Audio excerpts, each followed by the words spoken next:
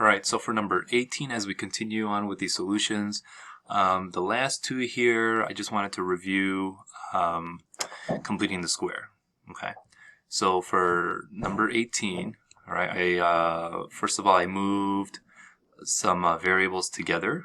Alright, I rearranged it by like variable, and you can tell that it's red and purple here. Okay, and so I'm going to start with the red.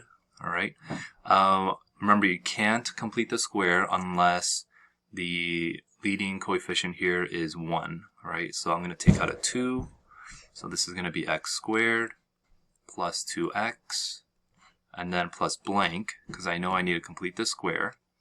And then this is going to be, I'm going to take out a 3, and that's going to be y squared minus 2y plus blank.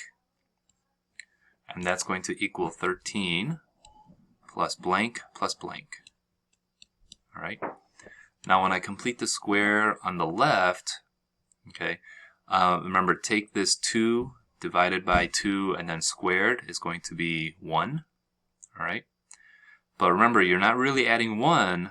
If you take this outside 2 and distribute it, you're actually adding 2. So I'm going to make sure that I put 2 over here on the right hand side. Over here in the purple, this is also going to be 1, alright? And you're not really adding 1 if you distribute this 3. You're actually adding 3, so I'm going to make sure that I add 3 here. Okay. Now over here, this factors to x plus 1 squared plus 3. And this is y minus 1 squared. Be careful with signs here, right? This is a minus 1 because of this sign right here, all right? And then on the right-hand side, that's going to equal 18. Now, we want this to equal 1, right? So I'm going to make sure that I divide everything by 18. All right, and then we're going to simplify the fractions, okay? 2 over 18 simplifies to 1/9. 3 over 18 simplifies to 1 over 6. And we know this is going to equal 1. Right? So the equation is going to be, and I'm going to put this up here, right? X plus 1 squared over 9 plus y minus 1 squared over 6 is equal to 1. Okay, the center is going to be at negative 1, 1.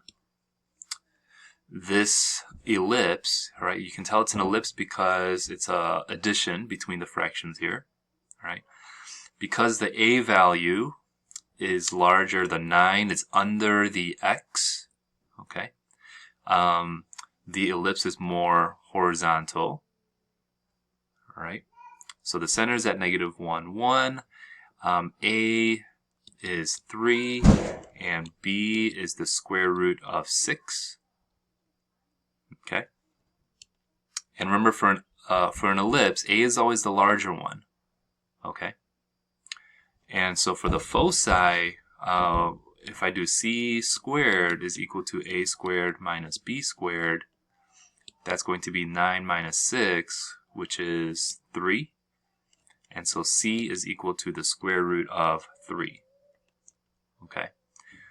So that's how much you're adding and subtracting from the center to the negative 1, because the foci are going to be moving left and right. Okay. And so for the foci, that's going to be negative 1 plus or minus square root of 3, comma 1. All right. The vertices, I'll do this over here. Sorry to get messy here. The vertices are at, so we're going to add and subtract 3 to the center, right? So that's going to be at 2 comma 1 and negative 4 comma 1. And the co-vertices, and I'm going to abbreviate this, is you're going to add square root of 6, right, to the y value of the center. Right, because you're going to go up and down in this case. All right, so that's going to be we'll do it like this, -1, comma, 1 plus or minus square root of 6. All right, and I think that's it for this problem. All right, so let's go on to the next one here. So for number 19, again, started it here for you. If you want to pause just to take a look, right, the -4 goes over to the right-hand side, and again, you're going to bring all the variables together, right? Now, one thing I want to say is I'm bringing the y's in front because I noticed that the x squared has a negative, right? And so I'm thinking this is a hyperbola problem, and so remember, the format of a hyperbola equation is a fraction minus a fraction equals 1, right? And so because I know that it's going to be minus, that's why I'm bringing the x over here, right? And this is going to be very similar to the problem we just did, right? I'm going to first take out this 9 so that I can complete the square inside. That's going to be y squared minus 4y plus blank. Over here, take out a -4, and because I'm taking out a -4, you got to make sure that you're being careful of signs here. So this is going to be x squared minus 2x, right, and then plus blank. And this is going to equal 4 plus blank plus blank. In the red, when I complete the square, this is going to be plus 4, but I'm actually adding a 36. Right, if I distribute the 9 to the 4. The purple here, when I complete this square, this is going to be 1. But I'm actually adding a -4. Right, -4 times 1, so that's -4. So when I factor these, this is 9. That's going to be y minus 2 squared. Right, be careful with signs. This is minus 4. This is going to be x minus 1 squared. And over on the right-hand side, that's going to equal 36. Right? So now I'm going to divide by 36 because I need that to equal 1 on the right-hand side. Right? And this is going to work out nicely. 9 over 36 simplifies to 1 over 4. 4 over 36 simplifies to 1 over 9, and this is going to be 1. Right.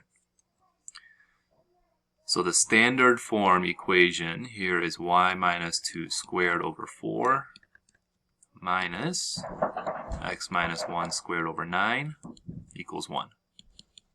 Okay.